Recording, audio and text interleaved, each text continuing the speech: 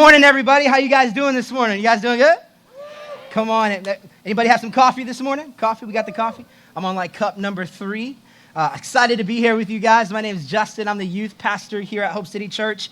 And let me just say from the very beginning how much it means to us, how much it means to me that you guys are here with us this morning. It really does mean a lot because here's the deal. We know that you could really just spend your Sunday morning however you'd like, and yet you chose to be here with us. And so we're grateful for that. Thank you for being here with us this morning. If you're new here, consider yourself new to Hope City Church. We'd love to connect with you. Stop by the New Here booth on the way out. I'll be there. I'd love to meet you. We have an incredible hospitality team that would love to meet you as well. Thank you guys for being with us this morning.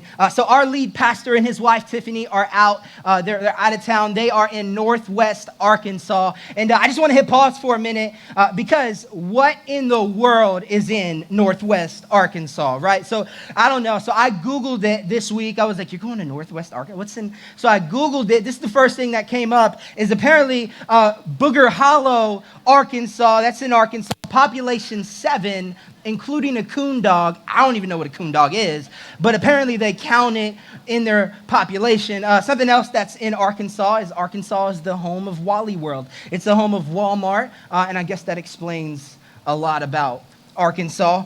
So what's the deal? Why are they in Arkansas? The reason they're in Arkansas is because an incredible church that is there reached out to them this week and said, hey, we would love for you to come out and be a part of our church and sit in on the staff meeting. And so Pastor Peter and Tiffany right now are in Northwest Arkansas growing, learning, trying to become better leaders, better pastors for our church. And I mean, how cool is it that we get to serve underneath a lead pastor who's constantly trying to get better? I think that's really awesome. So if you guys could just pray for them this week as they're out there getting filled up to come back and continue to pursue what God has for us here at Hope City Church. And so with that being said, I get the privilege to speak with you guys today. Our church is in the middle of a 40-day challenge called the Red Letter Challenge. The reason it's called that is because if you go into your Bibles, you will find often that the words of Jesus are written in red. And so the heart behind the Red Letter Challenge is, what if we took what Jesus said and then we actually did it, right? Like if we took Jesus' words and then we applied it to our lives. And so we believe that Jesus' teachings can actually be summarized into 5 primary principles. They are as following. It's being. Right, we got to be with Christ. It's forgiving, right? Christ forgave us. It's serving, right? It's giving. It's going. And so far in the Red Letter Challenge, we've talked about being. We're human beings, not human doings, right? So God created us to be in relationship with him, to be in community with one another, right? That's why we believe that circles are better than rows, right? And so we've been called to be, right? And then we've also talked about forgiveness, and how forgiveness works is because forgiveness has come to us, it's actually got to flow through us out to other people. And so today I get to talk about serving. Now, I don't know about you guys. I'm just going to come out and say it. I like to be served. Like I like to eat out. Like I probably eat out way more. You can probably tell too. I like to eat out because I just love like being served. But even more than that, like there's something that feels good when somebody goes above and beyond to serve you. Now you're probably thinking like, oh, pastor, that's kind of selfish. Just hang with me for a minute because I think you guys will relate to this. Have you ever pulled up to an empty McDonald's drive-through, right? And you pull up to the speaker, and then there's just utter silence, right? Like nobody responds, and so you're sitting there, right? It's the absolute worst. Because here's the deal. When I'm sitting there, number one, I get drive-through anxiety. There's something, my heart starts racing, and I'm like, where's the debit card? Where's the debit card? Where's the cash? What am I going to get? Like, I just start getting drive-through anxiety. So I pull up to the drive-through, right? Utter silence. And I'm sitting there, and I'm trying to figure out, like, do they know I'm here?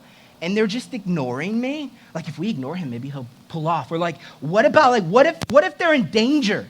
Like, what if I got to run up in there and save some lives? Like, I'll do it if I have to, right? I don't know. And then after about like 30 seconds of sitting there in silence, I'll usually let out like a soft, awkward, hello? Hello? Hello? And then what feels like a century later, somebody will come on the speaker with like this muffled, can't really like make it out. Welcome to McDonald's, you can take your order. And so here's what happens as you start giving them your order. right? And then what happens is they're like, okay, pull ahead to the next window. And you're like, but wait, I'm not done. Like, there's still more things. So they assume that you're done giving the order, right? And then they give you your total, and you're like, wait, I know it's 9 p.m. and I probably shouldn't be here at 9 p.m., but I actually want the McMuffin. Could you serve that at night too, right? And so you pull to the window, and here's what happens. They slide the window open, they hand you your food, and then they close the window and they walk off, and then you're sitting there, and you've got your food, and that's great, but here's the thing, you needed sauce. So now you're sitting there, and you're like, I am going to die in this drive-thru because nobody's ever going to come back and give me sauce. Maybe I've got a little bit of flair for the dramatic, but so that's McDonald's. Now, on the other hand, Chick-fil-A. Look, there could be a line all the way out to Clark Road, right? And there is a line all the way out to Clark Road, but I'm not worried about it because I know that they see me. They know I'm there. In fact, they're not going to wait until I get up to the speaker to take my order. They're going to take their iPad, and they're going to walk right up to my car. I'm going to roll down my window. And they're going to look deep into my eyes like they know me, like I'm a friend. And they're going to say, what can I get for you today? And you're going to tell them a number 2 because that's the best sandwich, right? And then they're going to go, okay, would you like some sauce? I didn't even have to ask for the sauce. They offer the sauce. And then at the end, they're like, it's my pleasure. And so I love Chick-fil-A because they just go above and beyond. And what I know is there's a big difference between doing something because you have to and doing something because you get to, right? The difference is that when you have to serve, it kind of feels like duty and drudgery, but when you get to serve, it feels like fun and fulfillment, right? So McDonald's seems to have this like have-to mentality towards serving, while Chick-fil-A has this get-to mentality towards serving. Now listen, I don't know if Chick-fil-A members, I don't know if they actually have fun like doing what they do, but man, they fooled me. Because I pull up and I'm like, this is the best job ever, right? Like they're always happy, right? And so if you don't know what I'm talking about, check out this video. It'll explain it so well.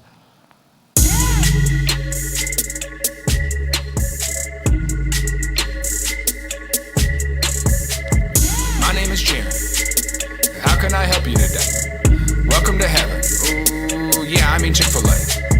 Roll up to your table. Smiling like a fool. Sorry if I'm awkward. I was homeschooled. Hey, you don't have to bow your head. Nah. You don't have to pray for your food. Nah. Had a Bible study in the back.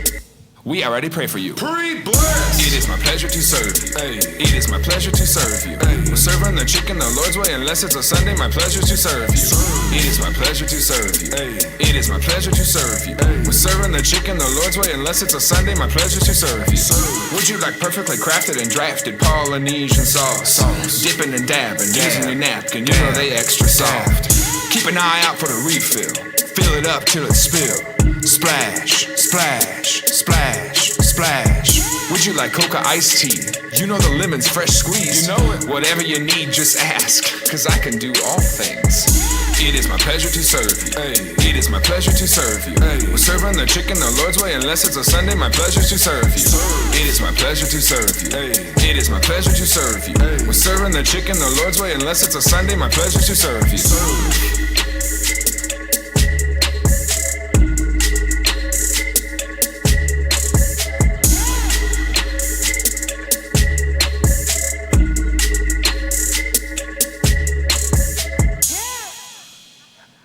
Honestly, that's probably one of my favorite videos of like all time, right? Man, that's what it looks like when you have a have-to mentality, or you have a get-to mentality, right? It is my pleasure to serve you, right? And I don't know about, here's what I know. I know that everybody in this room this morning would agree that you love the feeling when you know you've made a difference by serving, right? There's something that feels good about it. You love it because it's fun and it's fulfilling, and you leave almost every single time going, wow, I can't believe I get to do that. But sometimes, here's what I know, that there are some things that aren't as fun and fulfilling, because we all know that there are some things that we get to do, but then there's some things like we do them simply because we have to do them. For example, It's when you have to help your in-laws move on what feels like the hottest day of the year, right? Like you don't love that so much. That feels more like duty and drudgery, and you're only doing it because you have to. And what I know is that there's areas in every single one of our lives where we do it because we have to. Listen, I don't go to the gym because I get to. I go to the gym because I have to. I'm not trying to be fluffy. I'm trying to get unfluffy. So I get up and I go to the gym. I don't enjoy it. I complain the entire time I'm there, right? I have to go to the gym. And so we all have these areas in our lives where we have to. And I don't know what those areas are for you, but you do. And so the thing is we live in this tension, right, between I have to and I get to. It's this tension between duty and drudgery. And like, if there were middle schoolers sitting right here, they would laugh because I just said the word duty. Okay, I know that. I just thought it in my brain. But then there's things that you get to and it feels like fun and fulfillment, right? You have to, duty and drudgery. I get to, fun and fulfillment. And where's the thing? I actually think that I get to turns into I have to when we lose sight of the why. Like, what's the why behind the reason we serve? Like, you got to keep track of the why. What happens is we get really caught up in the what. I have to do this. I don't want to do this. I really don't want to do this. And so, disclaimer from the very beginning, my goal today in this message is not to guilt trip anybody into serving, because here's the deal. I think that the church has used guilt as a motivator for far too long, right? And I think that guilt is a terrible motivator, right? Here at Hope City, that's not how we roll. At Hope City, we believe that faith is a journey, not a guilt trip. So my goal today in this message as we talk about serving is actually, I think that it's for all of us to just get recentered and refocused on the why we serve, right? And so we're going to be looking at a famous passage that's found in the book of Luke. It's Luke chapter 5, verses 4 through 11. And you can find it on page 702 in your Bibles, or you're more than welcome to go ahead and follow along on the screens. But before we jump into the story, I just want to paint the scene for you. And so one day Jesus goes down to the lake. I don't know about you guys, but I love to just go chill on the lake. There's a cool breeze coming off to the lake. And so Jesus goes down to the lake. And while he's down there, he strikes up a conversation with these people. And this conversation is good. It's so good that people are like, what y'all talking about? Hold on, right? And so people start butting into the conversation. All of a sudden, this small group, this small conversation turns into this large group. It turns into an audience because Jesus is speaking and it's so captivating. And people are like, I just want to hear what this guy has to say. So Jesus is speaking to this audience. And then somewhere off in the distance on the lake are a bunch of fishermen. And they're coming in off of an all-nighter. They just pulled an all-nighter. They didn't catch a single fish, right? And they're rowing their way in, right? They're making their way in. And so Jesus is teaching and they're rowing. They're coming in, right? And so finally they make it to the shore. They're starting to clean their nets. And then the unthinkable happens. Jesus, while he's teaching this crowd, he steps into their boat. Verse 4, here's what it says. When he had finished speaking, he, being Jesus, said to Simon, put out into deep water and let down the nets for a catch. Simon answered, Master, we've worked hard all night and haven't caught anything. So they make it in. They clean their nets. Jesus gets in their boat and he's like, hey, I know you just came all the way in, but I want you to go all the way back out. Now, if I'm Simon, I'm just a little bit triggered. Why? Because I'm tired. I just pulled an all-nighter. I'm exhausted. I've been reeling in nets all night, right? Like, I'm exhausted, right? And now, Jesus, you want me to push out into deep water? Can we just stay here in the shallow end? Can we just stay here on the shore? You want me to row? You really want me to row all the way back out there, right? I just got done cleaning the nets. I don't want to toss them back in.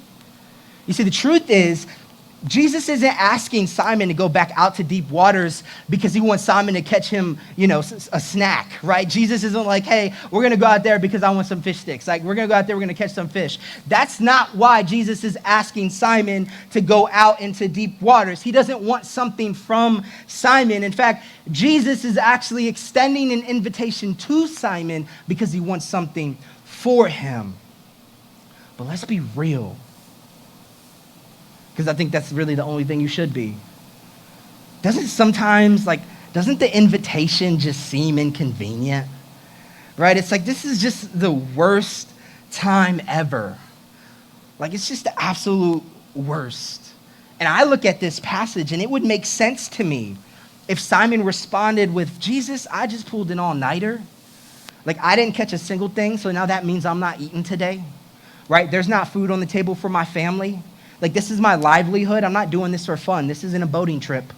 Right? This is my livelihood. I have to get up in 8 hours and I got to get back out on the water. Right? It would have made sense to me if that's what Simon's perspective. Right? But because that's actually how I would have responded. Because here's the deal. Anybody ever go fishing, but like that's all you did? You fished. You didn't catch nothing. Right? You were just out there fishing. If you've done that, you know that it's probably one of the most discouraging things ever. I'll never forget, a few years ago, I went out on a deep water fishing trip and I didn't catch a thing. And it was in the middle of a cold front too, which is, like 50 here in Florida. It's cold, right? But I didn't catch anything, and I came back and I'm like, I'm never going fishing again. I'm just never, right? You just want to throw the whole pole away. You're like, I'm never going fishing again. But yet that's not how Simon responds. Look at what he says to Jesus. He says this, but because you say so, I will let down the nets. Listen, we worked hard all night and we didn't catch anything, but because you say so, I will. I don't know if he was all for it, right? Like, I can't imagine that there wasn't some small part of him that was like, yeah, this is inconvenient. Like, I really don't want to do this, right? But here's what I also know. I know that Simon did not have the slightest clue what was about to happen, right? Because he was going to say yes. And so check this out. Look what happens. Verse 6, they row out, they go into deep waters, they cast the nets in the same place where they've been casting them all night, not catching a thing. Check this out. When they had done so, they caught such a large number of fish that their nets began to break. So they signaled their partners in the other boat to come and help them, and they came and filled both boats so full that they began to sink. So Simon grabs the nets and he casts them into the waters, and then suddenly the boat jerks and the nets start to break, and the waters that were once empty are now filled, and the nets that once sat empty in those same waters all night long are now filled with the biggest catch they'd ever seen in their life. I mean, this catch was so big that Simon called over to James and John. He said, listen, you got to bring your boat over. And so they come over and they bring their boat, and they all start pulling up the fish in the nets, and there's so much fish that boat begins to sink, and that boat begins to sink, and now they're out in the middle of this lake, and their boats are filled, and they're both sinking because there's so much fish. You see, Simon may have known the waters, but he didn't know that he was in the presence of the one that made the waters, right? And where things are empty, Jesus makes it full. Right? Somebody walked in here this morning and your life feels a little bit like those nets. You've just been sitting, feeling kind of empty. I want you to know that the God that we serve is the God that fills empty waters. Where there is no life, he brings life. But I don't want you to miss this. You see, Simon didn't have to take Jesus out on that boat. He didn't have to cast his nets. He didn't have to experience a miracle. He didn't have to serve Jesus, but he got to. And I think the same is true for us. Jesus extends this invitation, and it's a challenging invitation, right? But we don't have to. We get to. You see, you don't have to serve, but you get to serve. Now I'm going to throw myself under the bus. I got a text from Peter last Thursday. Verbatim, here's what the text said. It said, yo. That's how lead pastors and youth pastors talk, right? Yo, I need you to preach next weekend. Let's chat. I sent him back like the big eye emoji, right? Every bone in my body was like, you want me to do what? On a week's notice? No way. There's no way I can do that, because I was like, this is inconvenient. I can't put together a message in a week. I'm not you, Peter. You're brilliant. I can't do that, right? There's no way I can do that. And at first glance, I was looking at that text and I'm like, this is an inconvenience. But when I took a step back, what I thought was an inconvenience, I realized is actually an invitation. Because if you know Peter, right? And I see this as a friend in his life. I see this as a lead pastor, right? As I serve under him. What I know about Peter is that he does everything with intention. I don't know if you knew that about our pastor, but there's nothing he does that doesn't have a purpose. If there's not a purpose to it, he doesn't do it. He doesn't just throw caution to the wind. Everything he does, he has thought about it. It is calculated. It is full of faith. And I'm not just saying that because I'm trying to brown nose. I'm saying it because it's true of him. And so I had to take a step back and go, you know what? He must really believe in what's going to happen and what God's going to do in Northwest Arkansas. Because here's the deal. All around the country, the only time that youth pastors get to speak is the Sunday after New Year's. They call that Youth Sunday, right? They get up there and they speak. How awesome is it that I have a pastor that believes so much in my gifting and my ability that he can, in a week's notice, say, you're up to bat. To me, you know what? Yeah, I was at the office on Wednesday night till 2 a.m. working on this message, but that's not because I have to. That's because I get to. And listen, I really was inconvenienced. I was like, oh, I don't want to do this. But listen, now that I'm here and I have the privilege to speak into lives, man, it's so humbling. And so I'm honored that I get to speak into your guys' lives this morning. Thank you for letting me do that. So back to the story. Check this out. So now their boats are sinking, right? Man, overboard, right? So here's what happens. Verse 8. When Simon Peter saw this, he fell at Jesus' knees and said, go away from me, Lord. I am a sinful man, right? For he and all his companions were astonished at the catch of fish they had taken. And so were James and John, the sons of Zebedee, Simon's partners. Then Jesus said to Simon, do not be afraid. From now on, you will fish for people. You know, there's several reasons why I think Simon would have responded that way, right? But the primary one is because I think he saw something and he realized that he wouldn't have seen it if he hadn't accepted the invitation. And based on what he saw, he was amazed, right? He saw something. I think it's also because he felt like he wasn't good enough. You know, I don't know about you guys, but whenever God calls me something that's God-sized, I almost always feel like I'm not good enough. I'm almost always looking at this mountain and I'm like, man, that's a mountain. I don't know if I can climb that. I'm out of shape, right? Like, I don't know. Right? And so he's like, I don't feel like I'm good enough. I don't deserve this. Go away from me. And Jesus responds, he says, do not be afraid. And then he does something that would change the trajectory of humanity, not just their lives, but everybody. Right? He extends another invitation. I mean, this is the kind of invitation that when you're 60, you're going to look back on this moment and you're either going to be filled with regret because you turned it down or you're going to be grateful because you accepted it. It's that kind of invitation, right? Do or die kind of invitation. It's the kind that could change everything. And you may not realize it, but we're actually here today because of how they responded to that invitation. Look at what Simon, and Andrew and James and John, look what they do. Verse 11, so they pulled their boats up on shore, left everything, and followed him. You got all these people standing there, all these fish. They take their fish, they just give it away. It's the biggest catch they've ever gotten. You can have it, right? And they leave everything, and they follow Jesus. And so what I want to invite you guys to do this morning is I want you to imagine with me for a moment, what if they turned down the invitation? What would they have missed out on? If they turned down the invitation, they never would have experienced Jesus' transfiguration on the Mount of Olives.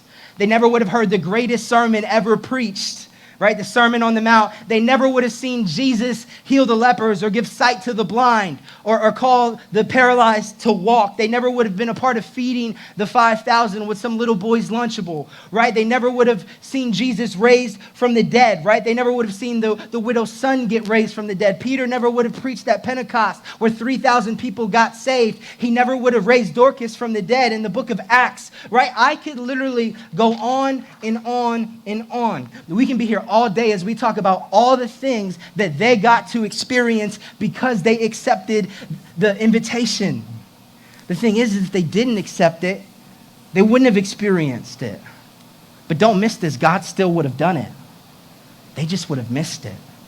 They wouldn't have seen it. And because they said yes, they got to be a part of the greatest movement that's ever shaped humanity. I mean, there is nothing bigger in all of history, bigger than this moment. And it's because they left everything and followed Jesus. And they said yes to the invitation. It seemed inconvenient, right? But they realized we don't have to, we get to. Look what Jesus promises us in John 10:10. And I believe this for you guys with all my heart. It says this: the thief comes only to steal and kill and destroy. I have come that they may have life and have it to the full. See, our invitation to follow him, it's also an invitation to serve. You see, the two, they go hand in hand. But Jesus makes this promise. He says, my mission is actually that you would have life and have it to the fullest. In other words, the invitation is about what he wants for you, right? Not from you. And the deal is we don't have to experience the kind of life that Jesus wants for us. But if we accept his invitation and we chase after him with all we've got, we get to experience the life that Jesus promises. And who doesn't want that? Right? Who doesn't want to experience life and life to the fullest? I want it. You see, the thing about serving, and it seems counterintuitive, but serving actually serves you. How do I know that? How can I make that statement? Because if we truly believe what Jesus is promising us in John 10:10, if we believe that his goal is for us to have life and life to the full, and then Jesus goes on and says to serve, that tells me something about serving. It tells me that when you serve, you're not actually serving to fill a spot, you're serving to fill your soul. It's different. It's a mentality shift. I don't know if you knew this, but Jesus is concerned about your soul. He cares about who you are. Did you know that when you serve, depression lowers, anxiety lowers? There's scientific studies. I don't think that's coincidence. I think that's by design, because I think that God made us to serve. And when we serve, it actually serves us. And when you serve, you actually don't realize what might actually be at stake. Let me show you. See, 25 years ago, in some random city in Oklahoma, a youth leader named Preston Holder took a basketball and passed it to a 7th grade boy named Matt Boone. And he said, hey, Boone boy, shoot your shot. Preston Holder would go on to lead this 7th grade boy to Jesus. Right? And it all started because he rebounded a basketball and passed it back. 1,000 miles in the state of Indiana, a guy named Bill Groover led a young man at church camp named Kyle Brody to Jesus. And those guys would grow up to be youth pastors, both of them. One in the state of Maryland and one in the state of Florida. But they weren't just any youth pastors. They were my youth pastors. They were my youth pastors. And then in 2012, I sat around this table with Matt Boone, the guy with the beard. I don't know who this guy is with the bleached hair. I don't know what he was thinking. My small group leader and some random guy. He was just there. But it was at this table that I received an invitation that would literally change everything. Now, I was fresh out of high school, 18 years old. And he said, hey, Justin, I think that you might be called to be a youth pastor. Would you be interested in serving as an intern at the church? And it all started with Preston Holder rebounding a basketball and Bill Groover signing up to serve in a church camp. Do you think Preston Holder knew when he passed that basketball to that 7th grade boy that he would lead 2 generations of youth pastors through him? No, he didn't. He simply accepted an invitation to be a part of what God was doing in the church that he was at.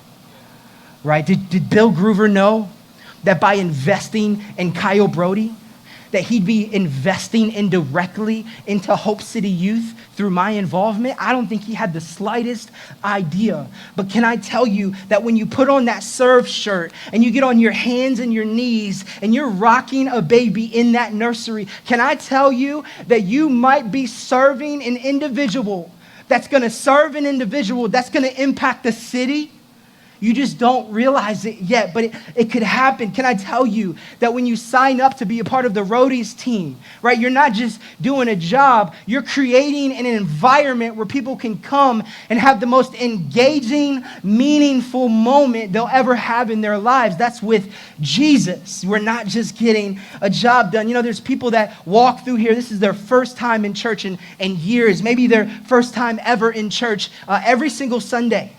Right? Because God's doing incredible things in our church, and they walk through those doors, and there's a part of them that feels a little bit squirrely because it's like, this is church. Am I going to catch on fire? I don't know, right? They come in and they're like, I'm awkward. I don't know, right? And then there's the hospitality team, and they're like, hey, we are so glad you're here. And what they're doing is they're setting the stage for them to be warmly welcomed and to step in through this into this auditorium and experience Jesus in a real way. Their life is going to be changed, and it starts with a smile and holding the door. You're holding the door and you're ushering somebody into the kingdom, and you don't realize it just by holding the door. Man, when you serve on the worship and the tech team, listen, I come in here and sometimes I just need 15 minutes with Jesus. I'm like, I just need to get my worship on for a minute because I just need to get recentered.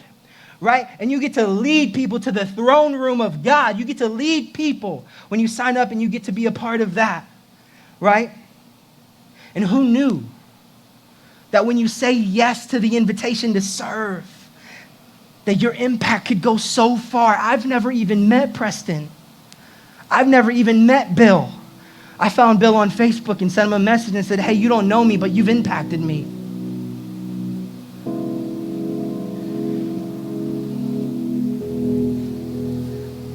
We were at this staff meeting this week. Man, God is doing so many incredible things in our church. We're sharing the stories. We're sitting around this table. Kids are saying to their parents, I don't care where you go to church. I'm going to Hope City because of what's happening in Hope City Kids. Listen, we got teenagers at youth nights and on Sunday mornings. Right? This one teenager said, wait, you mean I'm actually going to get to make friends, real friends? Because we launched small groups this past year. Their lives are being changed. They're finding hope. Did you guys know that we have 175 people in Connect groups doing the Red Letter Challenge? Why? Because 15 people were extended the invitation to step up and to be a Connect group leader host. And they said, you know what? I don't really feel like I'm good enough for this. This actually may kind of feel like an inconvenience, but you know what? I'm going to do it. And it's amazing. God is doing so many things, and I could go on and on about what God is doing. How cool is it that we get to be a part of what God's doing at Hope City Church and in our city? And I think that I would be doing you a disservice if I didn't give you an opportunity to be a part of this. In the same way that Jesus invited the disciples to push out into deep water, to leave the shallow water and to cast their nets and to fish for people, I want to extend an invitation. Would you consider and pray about joining our dream team? In your bulletin, you're gonna find a card. If you grab that, let me make a disclaimer. Listen, look at it. If there's an area that you might be interested in, just circle it.